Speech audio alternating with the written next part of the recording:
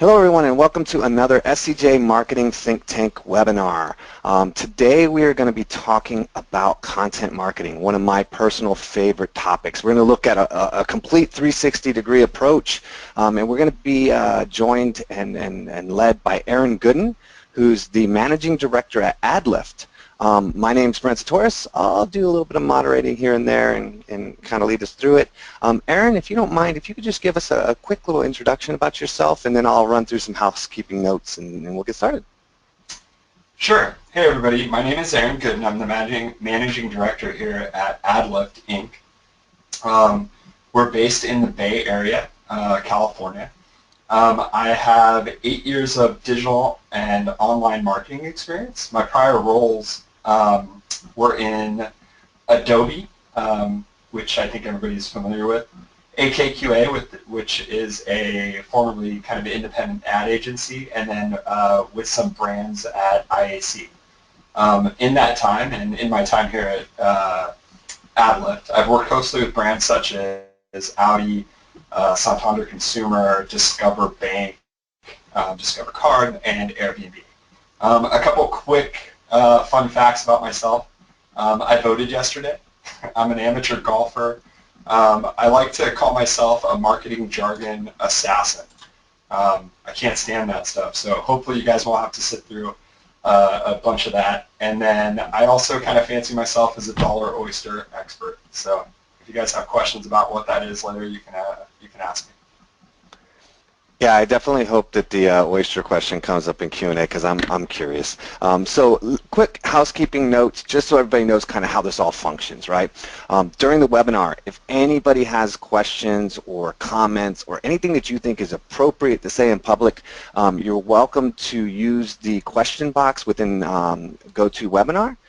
That will come through to us, and you're also welcome, and we encourage to utilize the hashtag SEJ Think Tank as one word. Again, that's SEJ Think Tank on Twitter. We will see those questions there as well, and we will filter them through. During the presentation, we're going to have 2 polls. In fact, we're going to start off with a poll here in a minute, and then we'll have one later on in the presentation. This is your opportunity to, participate. Give us a little feedback, give us a little information, help Arron be able to kind of curtail the presentation, more to the audience.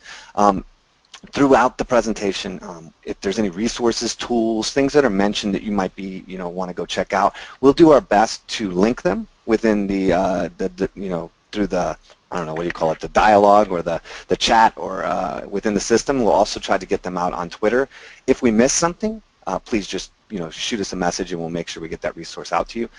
After the webinar we're going to have is completely finished, after Q&A and everything, we're going to have a quick survey. Literally, it's really quick. It's less than 5 minutes. Really appreciate if you take the time to just kind of fill it out. It does help us to kind of improve the overall webinars that we have going in the future. So please take a moment and help us out with that. And lastly, the entire webinar is going to be recorded and put up on Search Engine Journal in a recap post with all the questions, all the tools, the video, everything. So without any further ado, let's jump into our first poll. You want to throw the screen up for me? The screen went away. Are you seeing it, bro? I am not right now. So while we play with that, okay, I'm going to go ahead. Okay, that's the poll. So we have the first poll up, and as you can see, it's which best describes your SEO and/or content marketing program. Select one of the following: fledgling, I like that word. Off and running, but could use some help. We are killing it, and yeah, I got nothing. So again, it's which describes your SEO or your content marketing program.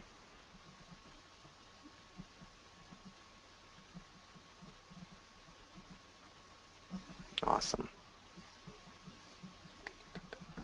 All right, we're going to go ahead and show the results. So let's go ahead and see. And it looks like we have a majority in off and running, but could use some help, which makes sense. People obviously are attending because they have an interest in what they're doing and they want to learn some more. So that makes sense.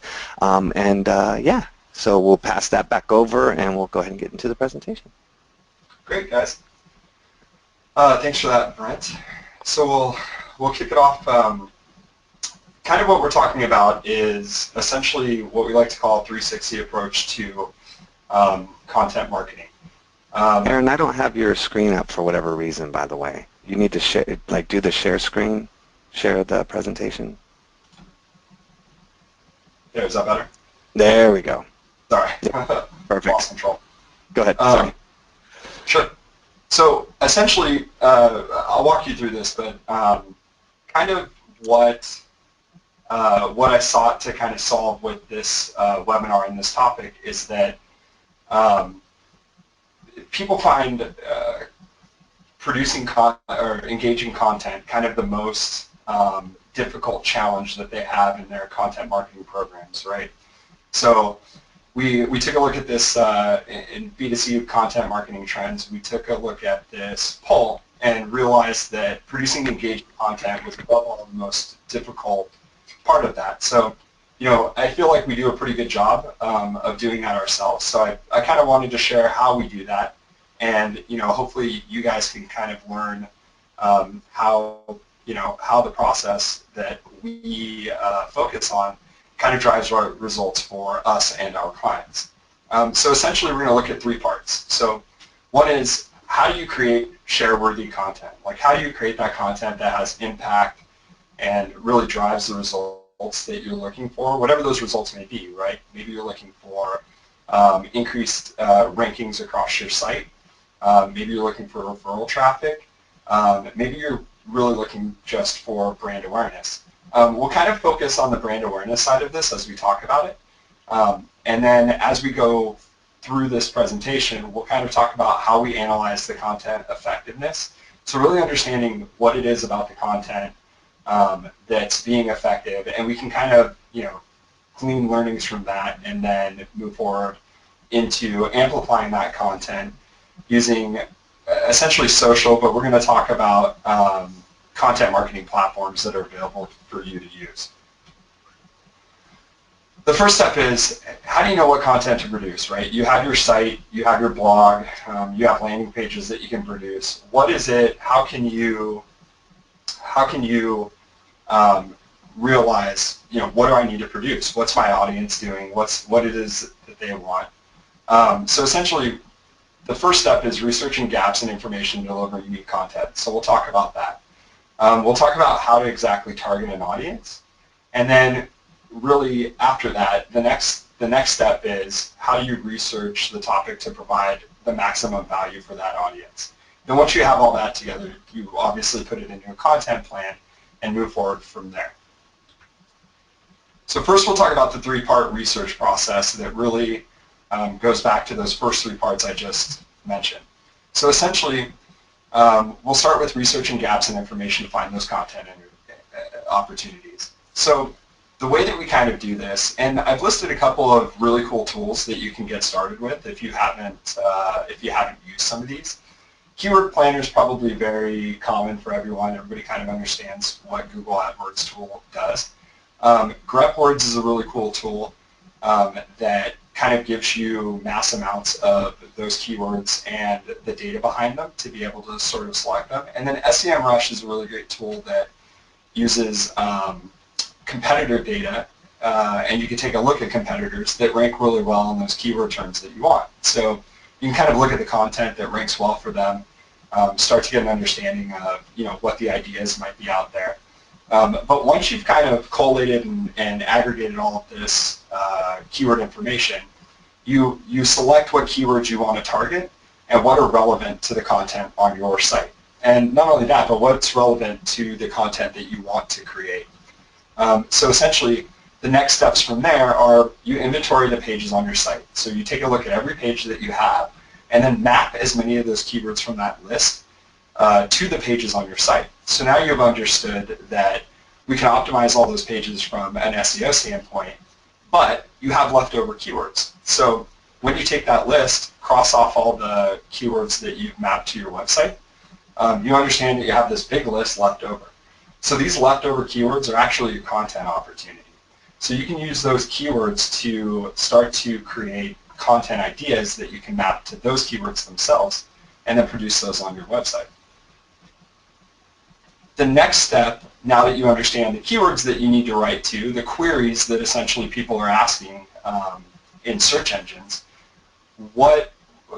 how you kind of target the audience. So for a lot of folks, and especially us, we kind of use the top of the funnel approach. So queries are essentially, people have questions about everything, right? So they go to search engines to kind of get answers to those questions. So understanding that people are using search engines to ask those questions, we kind of need to understand the intent behind those specific queries, because they're really only 1, 2, sometimes 3 or 4 words long, and people want those answers. So essentially, the intent behind them is where we're trying to align our content. So sometimes folks just need answers, right? If they type in something like dating advice, for example, maybe they're looking for a publication that can give them dating advice. If they're looking for first date tips, really they're just looking about what are the couple of ideas or things that they need to have on their mind when going out on a first date.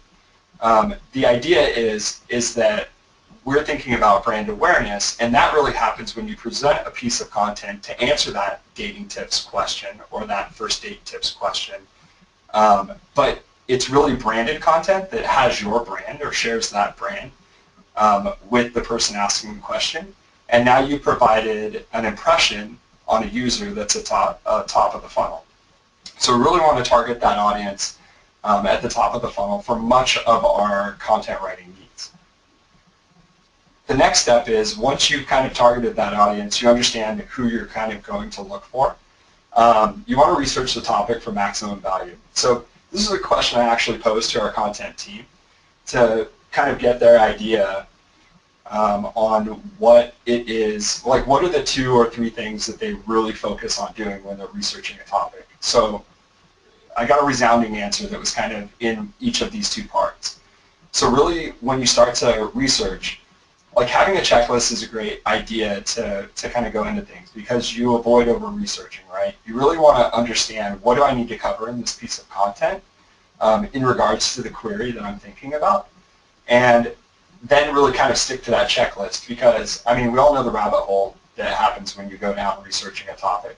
It was funny, I was just talking about the 1989 earthquake here in the Bay Area, and that's something that I went through as like a 10 or 11-year-old. I realized, the other day that I didn't really understand the impact that it had on the environment and Bay Area around me that I live in today. So I went about researching this. I will tell you that I probably started at 8 p.m. Pacific time, and the next thing I knew, I looked up from my computer and it was 2 a.m. in the morning. So it's definitely a way to go down a rabbit hole when you're researching a topic.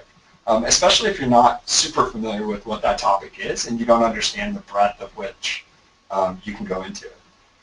The next kind of tip for that is finding credible sources. So in that, I spent a lot of time on Wikipedia, but then they link to a bunch of credible sources that that I found useful, that I enjoyed reading about, but really understanding that I was seeking the truth on the events that actually happened. So finding credible sources and demonstrating and injecting your own expertise and knowledge into those content pieces is really, really valuable, right? You want to kind of demonstrate yourself as an authority on the topic, but we all do need help from time to time kind of being educated on what we're doing. So a good mix of that is kind of the way to go when researching those topics. So once you've done all this, the next step is kind of writing the content. You've got your research, you understand your target audience, you know what questions you want to answer, and you begin to write those articles or create that content. Could be something visual, maybe you're making a video, an infographic, a collage of pictures, whatever it is you're doing to help answer those questions. You've now put that out, and those things are floating around on your blog, they're landing pages on your website. The next kind of step is, how do I know if this reached anybody? What am I doing to kind of understanding the impact of this content? So I'm going to go through a couple of kind of tools that you may or may not be familiar with for understanding the impact of what your content is doing. So essentially, the first place that we kind of take a look or report on for our clients is the stuff that we get from our site analytics, right? Oftentimes that's Google Analytics, so I threw that up here. But great KPIs, not everybody understands, especially if they're just starting out, what are the KPIs they should focus on and why those KPIs. So I would say for new content, organic visits is a big deal because obviously you want to understand, who's coming through search engines in an organic way to that page. So you're looking at organic visits or sessions within those individual page level data. The next ones would be pages per session.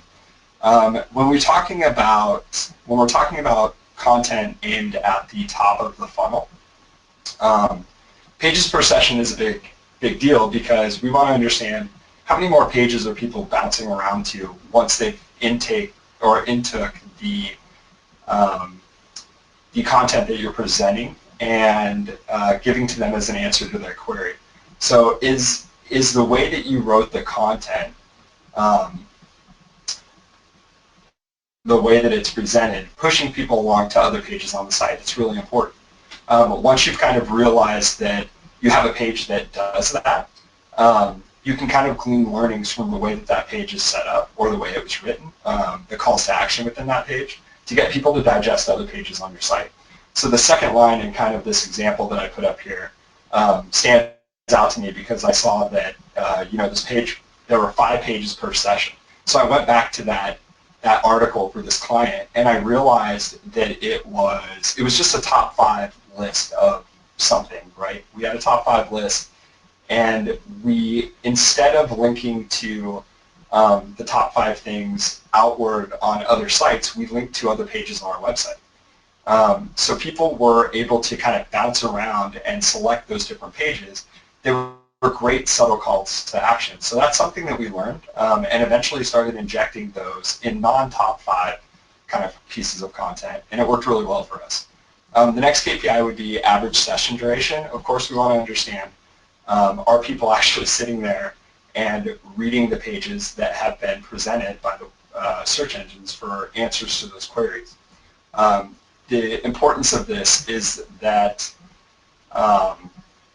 if it's a short session duration and we have a page that's ranking for a particular keyword, I'll go back to the example of first date tips.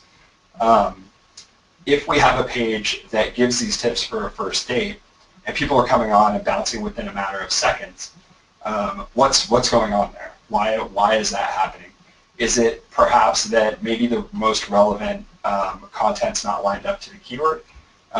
Is it that maybe there's something wrong with the page? Whatever it is, we need to kind of understand that and then improve on the page to try to drive that metric up. The next one would be new users. New users is fantastic because obviously if we're talking about brand awareness and trying to inject our brand into conversations and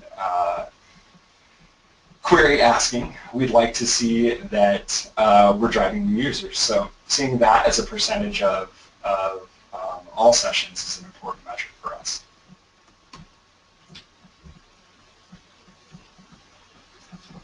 The next thing that's really great to look at, we have a lot of this, especially when we begin to talk about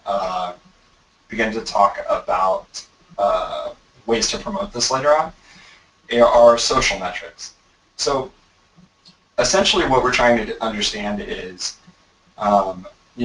when we post this to our Facebook feeds or when we're dropping this into our Twitter feeds, wherever the content is, if it's visual and we're doing it in Pinterest or Instagram, what's the kind of metrics there that we want to like? And each platform obviously has their own, right? Facebook just introduced a bunch of them, but essentially depending on how big your follower base is, anywhere from 0.1% to 1% interactions of a total follower base is good. So if you're looking at that number, you can kind of, and I mean this is a pretty general number. I think depending on how big and how engaged your follower base is, you'll start to understand what a good metric for that is and what the mean is. When you start to really understand what you get from piece to piece, you can kind of find that mean whatever it may be, and then you try to have content pieces that go above that mean average.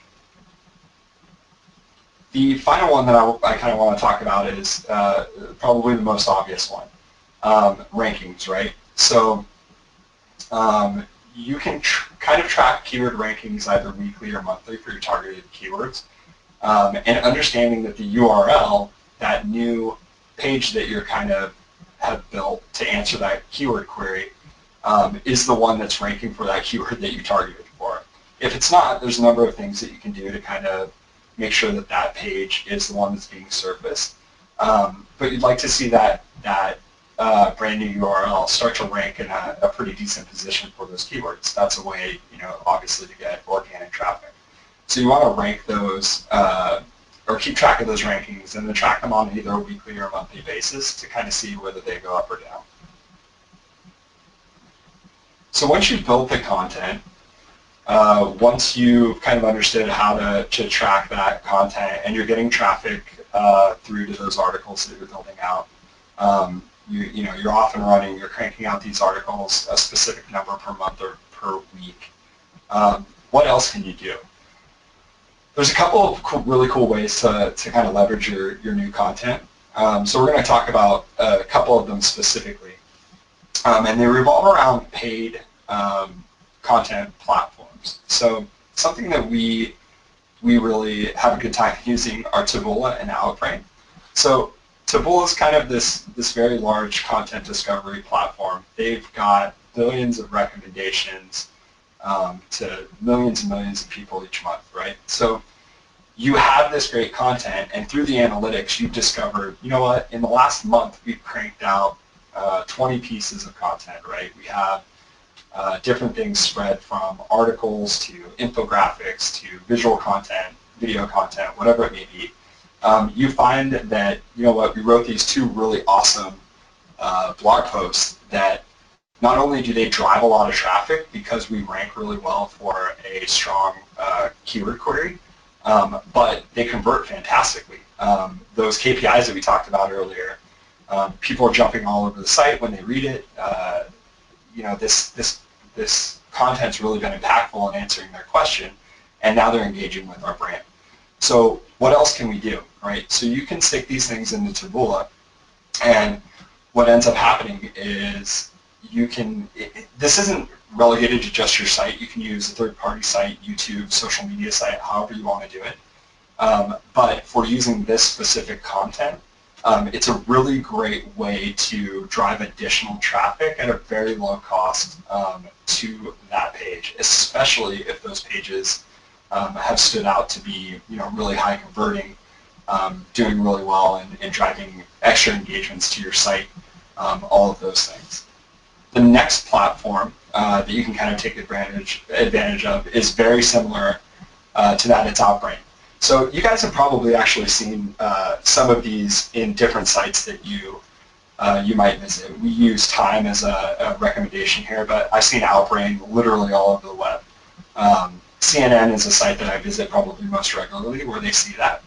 And these are kind of organic listings that obviously are called out as being recommended by Outbrain, but they're formulated to kind of look like native content within CNN or Time's website.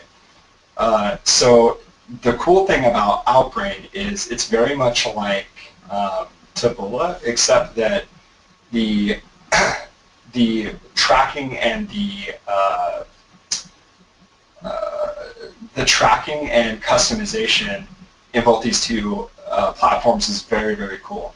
So something that I didn't kind of surface in one of these slides is that you can really test headlines within Outbrain very effectively. So you can kind of A/B test all these different headlines for different pieces of content. So even though your content has a set headline on its page, you can kind of create new headlines to kind of push click-through rate in those platforms, and then you can kind of see which ones work better and kind of stick to the ones that do, and then glean learnings from that for your other pieces of content. But there's all sorts of ways to kind of track track effectiveness and Tabula and Outbrain. So you can kind of geo-target those. There's tagging, so you can kind of understand where traffic's coming from, and you really start to kind of get the same level of metrics from these campaigns that you would on your own site. So this is a very brief case study essentially, but it's taking a look at a client that we had for a kind of large part of time, and I think we started with them in about January 2015, maybe Q4 of 2014. So you can kind of see how their sessions were kind of ramping up over those years. They had some sort of issues in the end of 2014. And we kind of did our thing, kind of normalized traffic throughout the year. And then what you see here is we began a social or content marketing program for them that both leveraged content platforms and social platforms to kind of drive more traffic. So these are not just organic sessions, but these are sessions from all channels that we had control over. But the majority of this traffic is both organic sessions and sessions coming in from the content marketing that we did on these content platforms. So once we sort of implemented that where it's pointed out, we saw really huge results moving forward into the middle of the year.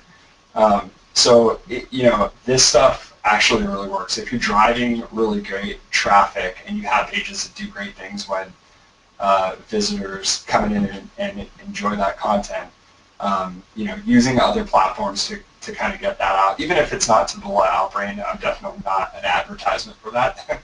I'm just giving ideas for other ways to kind of spread that content that's working really great for you. Oh, I just realized we're running into another poll.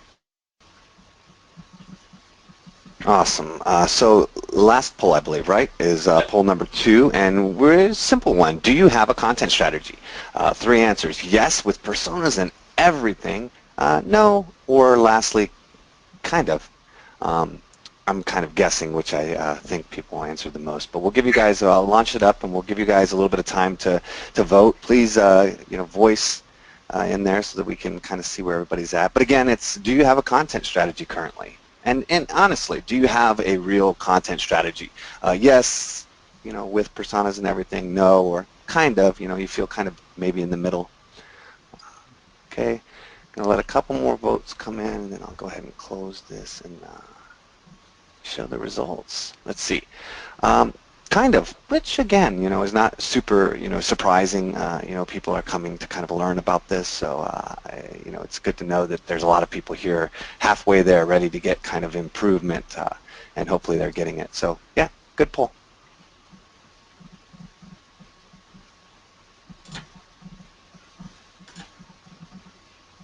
Sorry, you see my screen, right? Yes, absolutely. Cool. So yeah, kind of is probably the answer that makes a lot of sense for most people talking about this, just because I think you kind of understand maybe a little bit where the content should be, what you should be producing. You kind of understand there are certain topics we want to cover, maybe keywords that we want to track. But it's maybe not super in depth that you're planning out content for months and months ahead in advance, or maybe you're not looking at the exact types of audiences that you might want to be taking a look at. So that result kind of makes sense to me. The last thing that I wanted to talk about was something that's being called AMP, or Accelerated Mobile Pages. So this is something that borders on content marketing, because we're talking about a program that's been initiated, and if this is brand new to you guys, we'll talk exactly what this is about, but a program that's been initiated to kind of drive content on websites faster to people using mobile devices. So what exactly is AMP? AMP is something that uses 3 kind of main kind of coding items to code your content in a way that um,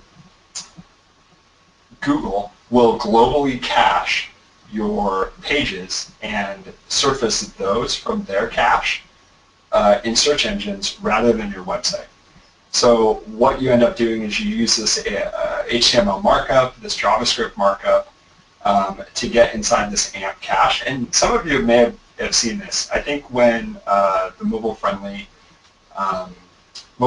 update happened in search, you could see that there was a mobile-friendly update or tag, I guess, in search engine results pages.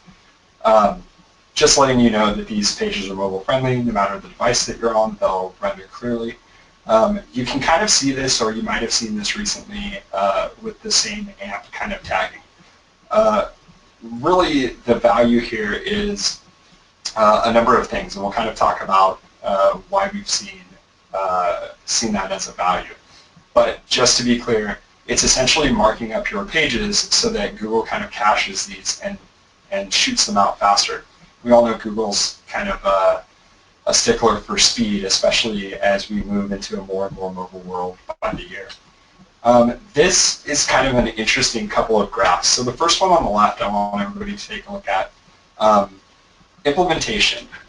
Currently, 23% of people are currently implementing AMP pages, or accelerated mobile pages. What this means is, if I was to give my honest opinion about it, Google's been doing everything to try to encourage people to have mobile-friendly sites, very fast sites that load up quicker on less powerful devices than your PC. And even though it's not a ranking piece per se, it could be in the future. And even if it's not, Google does give preference to websites that are optimized for mobile viewing.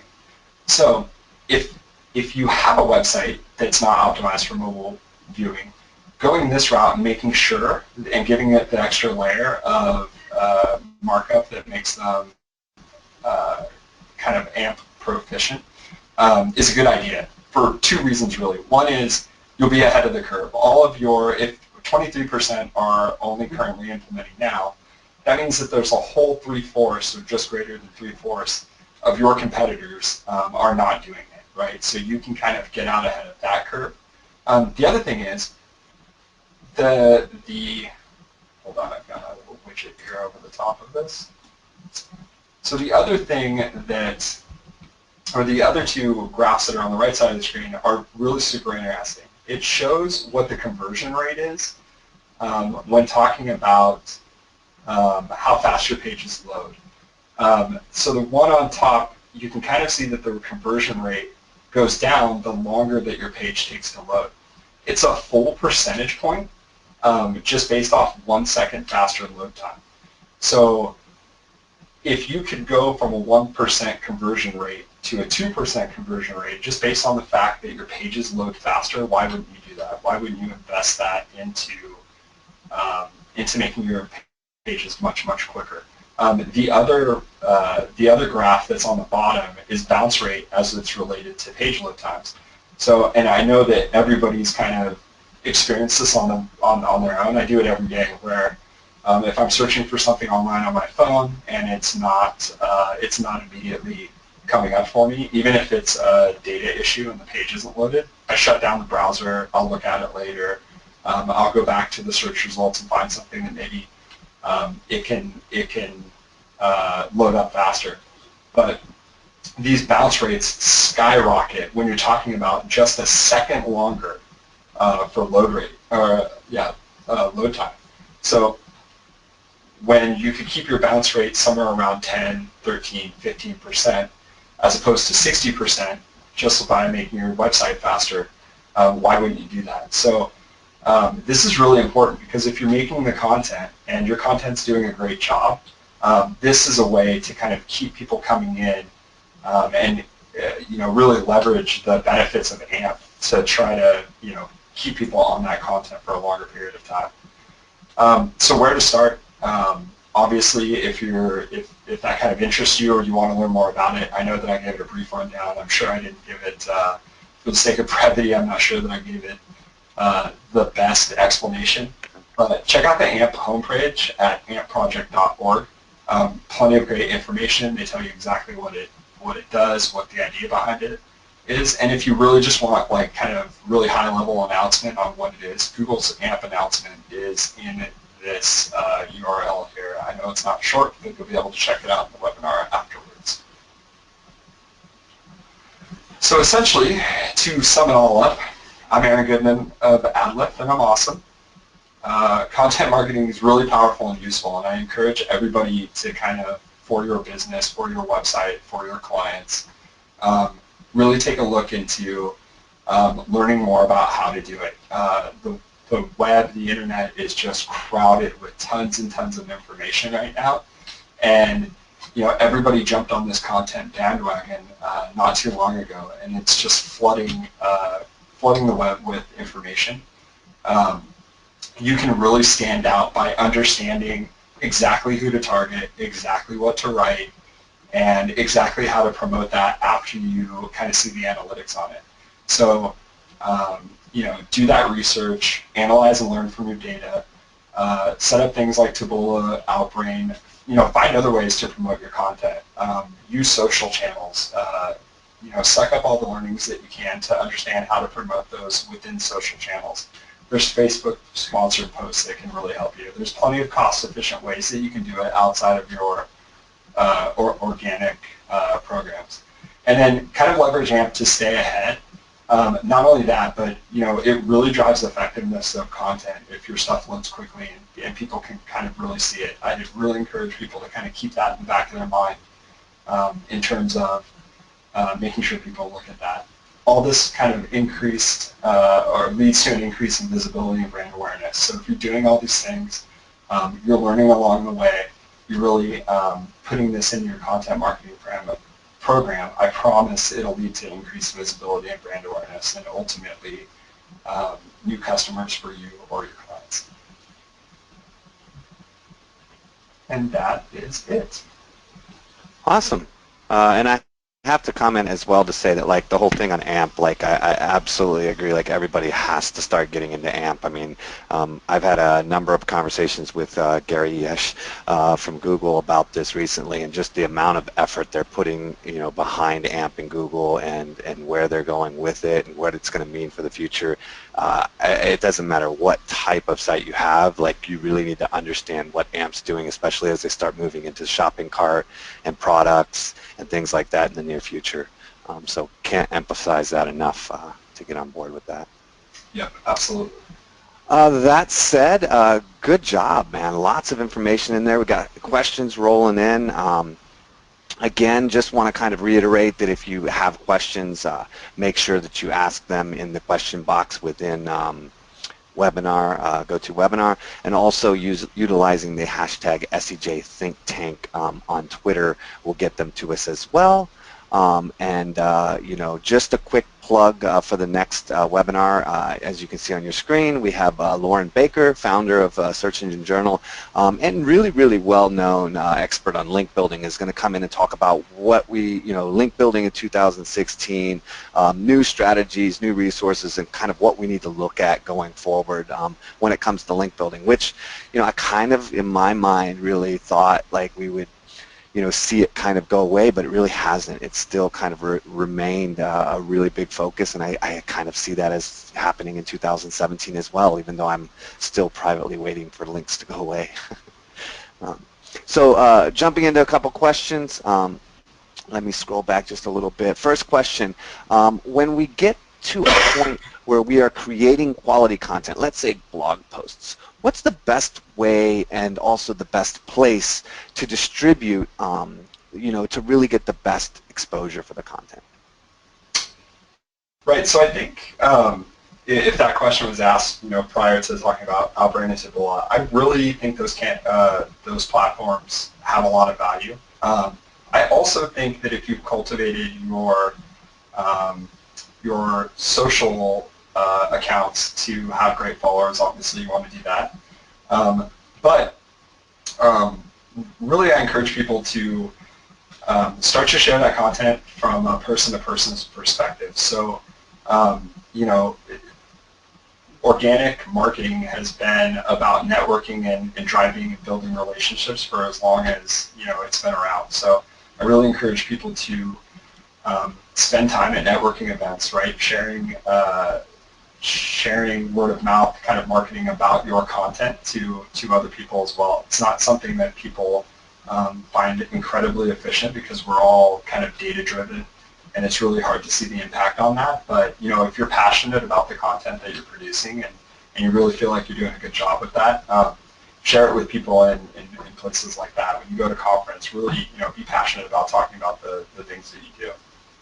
One thing I want to throw something in there as well personally, which I think is really helpful as well, is if you have certain content about a specific topic, one of the things I like to do is either use like specific Google searches or the search engines within the social sites and try to find people that are kind of influencers that are talking about this topic already, and then you can kind of tag them and reference something. Like, so if you're talking about automotive or something, you might find somebody who's a big automotive enthusiast on Facebook. You can do the search, see the live post, see somebody who did that recently, has a lot of interaction. You can kind of ping them and say, like, this is kind of similar to the topic you were talking about, and it kind of gets influencers into resharing. So you can kind of, search and tag and identify people who are already talking about topics that you're writing about. It can be really helpful to kind of do that person-to-person explosion outside of your network as well.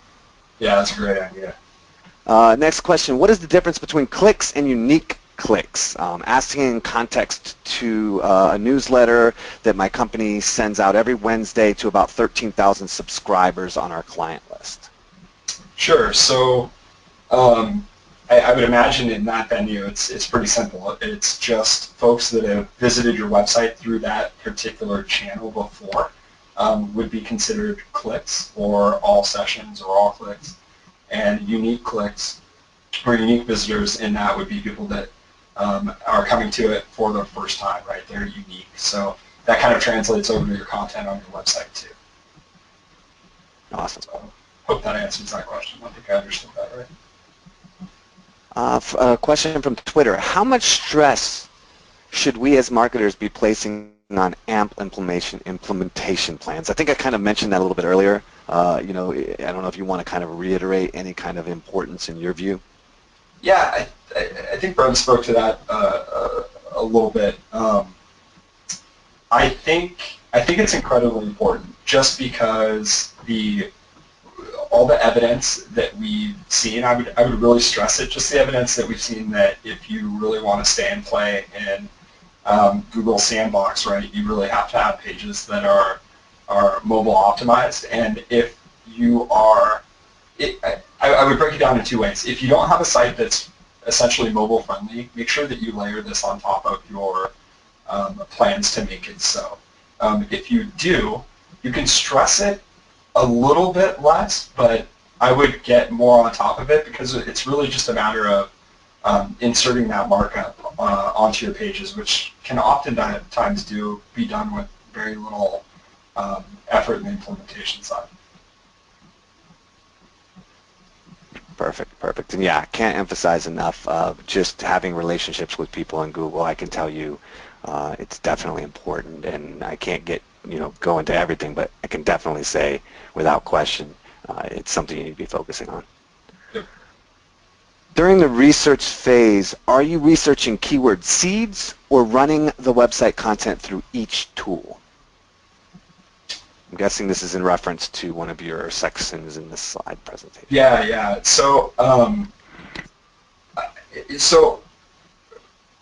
for my preference, I tend to work on the keyword seeds, or the individual keywords, and look up those first, because I deal with clients and I deal with lots of websites that cover a variety of topics.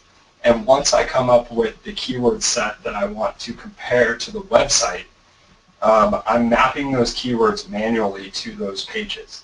So I really understand, that's a good process for me to understand what content is on each individual pages, and it really gives me a chance to learn those websites kind of inside and out. There are some tools that if you really trust to kind of in an automated way surface those keywords up to you.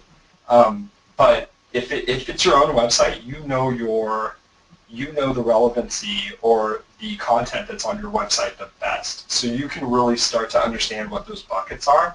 I'd also kind of recommend that you really pay attention to the individual keywords and the buckets that they fall into too. It's when you're doing it hands-on, you really get kind of a sense that you're sticking your hands into the dirt to plant the seeds, essentially. That's the best way I can kind of analogize it. So, I'd recommend that.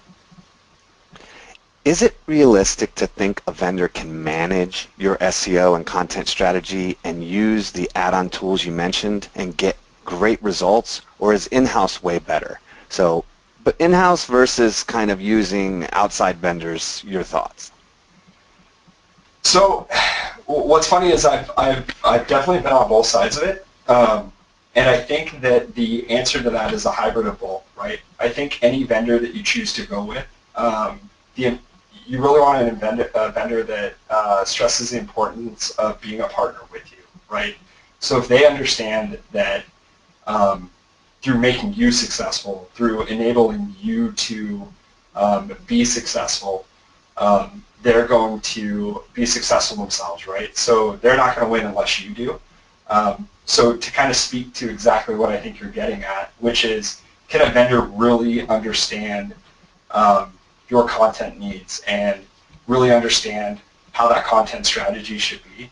If they're a vendor that has really great folks that work on them, if you're evaluating stuff like that, really ask to speak to the people who work on the content strategies and even write the articles that they would be writing for you. I definitely wouldn't hesitate to open up, the whole lot of our guys who work on strategy and the guys that work on the actual articles for people to kind of get to know and understand if they can kind of grasp that that topic that you're kind of pointing at.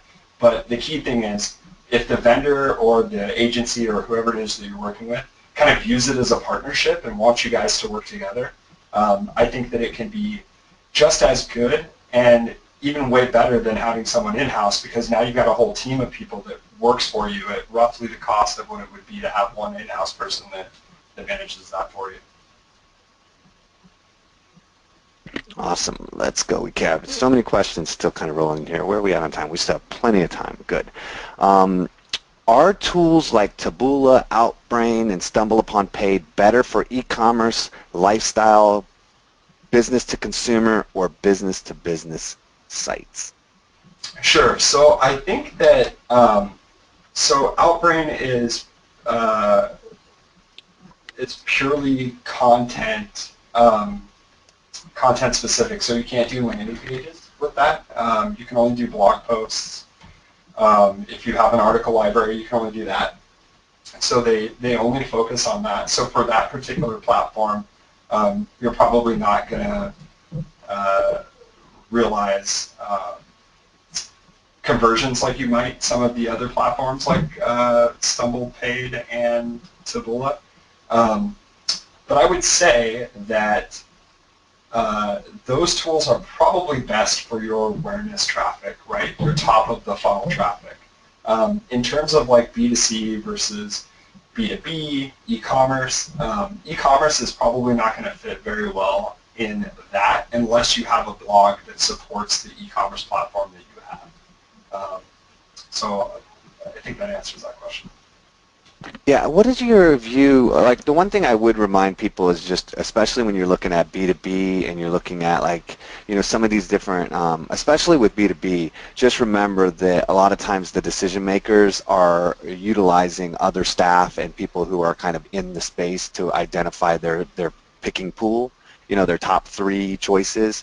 So a lot of times it's still important to utilize the same kind of B2C approach that you would, in that environment with B2B, just because of who you're actually trying to influence. You're not necessarily trying to influence the person at the top, as much as you are kind of the support elements. That said, what is your view, my own question, what is your view on some of the social paid sites like Facebook ads, Reddit ads, even Twitter ads or LinkedIn ads, even though those two are kind of more on the expensive, really expensive side? What is your view on utilizing these in regards to content marketing? So what's funny is there was actually a slide in this deck that I ended up pulling out just for speed's sake, but it talked about paid Facebook ads. So I think that in regards to exactly what you're talking about, that makes the most sense, just because it's a bit more, the nature in which that people kind of engage with Facebook. Actually, for a long time, I thought Facebook did a bad job of surfacing up content to folks, and now they're doing it in a much more targeted way, and I'm actually really surprised at how good they've gotten at it. It's very similar to the way that people engage with content in LinkedIn. I know that one's in terms of like which one costs more, one's a lot higher than the other. Twitter, I don't feel like is quite as successful, just because the nature of that platform and their users are kind of looking for speed rather than depth. I think Facebook is a really great place to start for the types of content that you're talking about. Awesome. What about Facebook groups? Do you ever play around with Facebook groups, or even like, what do you think about Google Plus groups and communities? They call them communities, but in general, like communities and groups. I don't want to just say Facebook, but let's say community and groups across the social channels.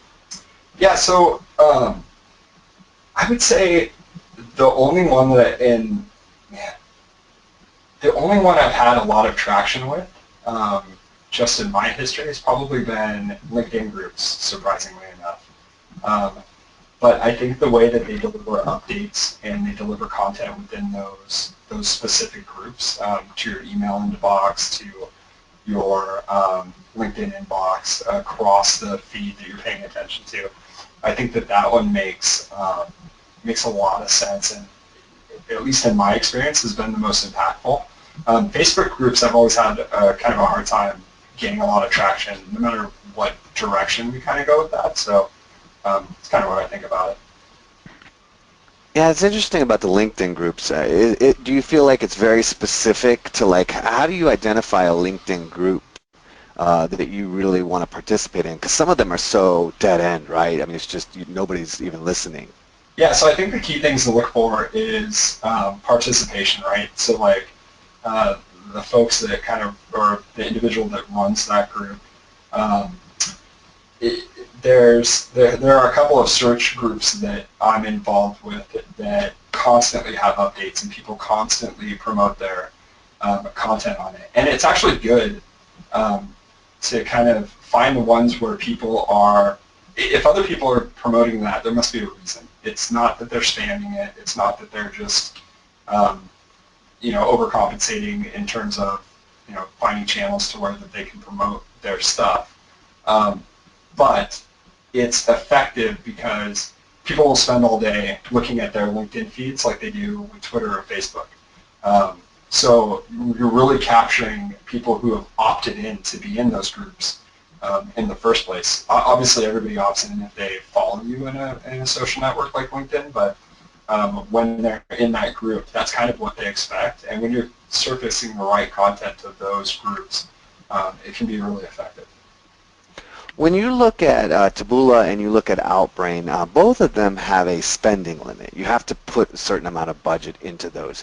Do you have any recommendations for similar type of tools that maybe have no budget limits or have a lower budget limit? Ooh, that's a good question.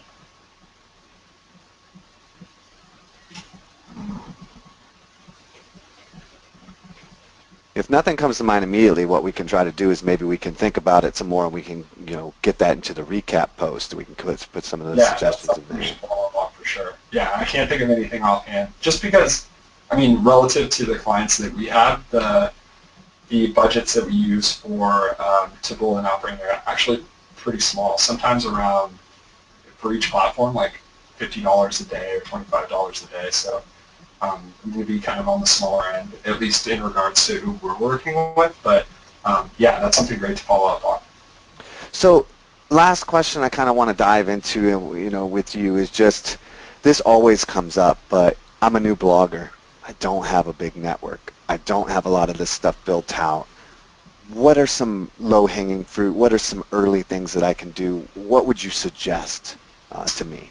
Yeah, so you kind of spoke to it a little bit when you mentioned influencer outreach. So this is the key thing. If you're brand new, start busting your hump networking in social networks. Not only that, but if you have the budget for it, or you can get involved with conferences that are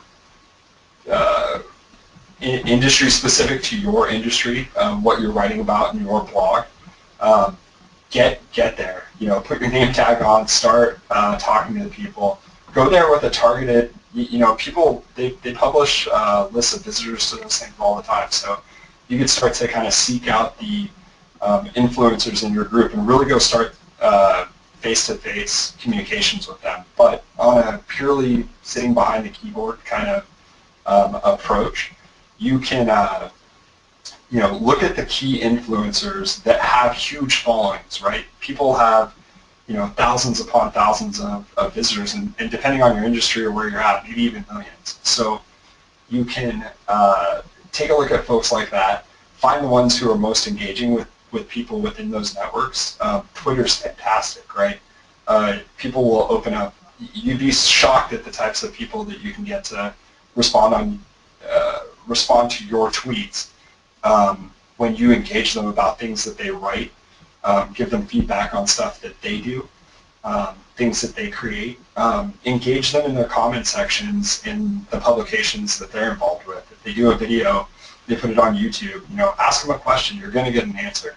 And make sure that another great thing is, make sure that your handle in all these networks are the same.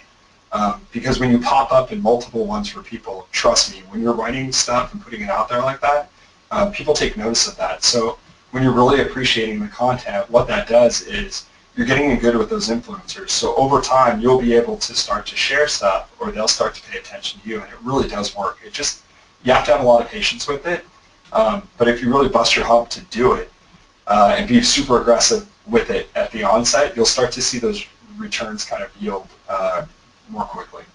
And there's not really, people kind of start to feel a little shy when somebody's a big name, but one thing, especially in marketing, there's a difference when you get into celebrity, like the level of attention that like somebody at a celebrity type status kind of gets will cause them to kind of drone out, all the discussion. But, especially in marketing and especially in business, most of these people are very approachable. It doesn't matter how big they are. If you start communicating with them, you can absolutely, build a rapport, end up meeting them at some event, starting a friendship, and having things. One hack I would throw out there that I just kind of thought of that I thought was kind of, maybe might be interesting is that one thing you could look for is in your space, you could look for authors and people who are influencers that tend to recommend other people, whether it be through quotes, whether they do top 10 people you should follow lists. So if you were to go out and find some content, some writers and some networks that were doing a lot of recommendations, so you know that they're prone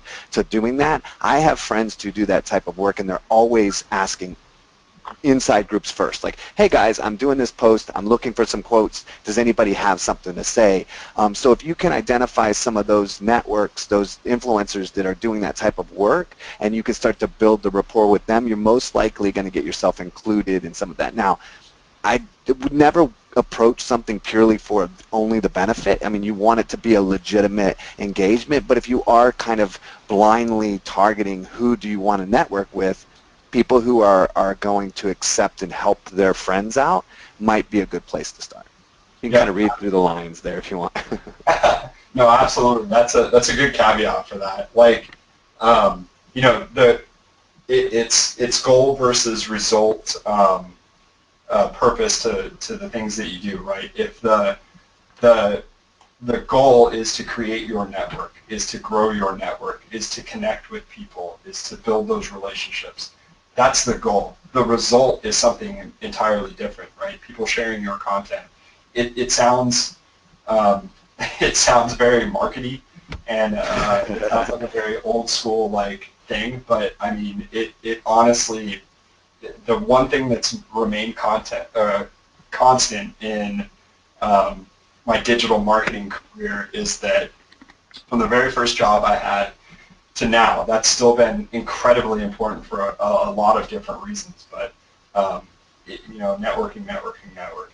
Absolutely. And on that note, we're going to go ahead and we're going to be out of time.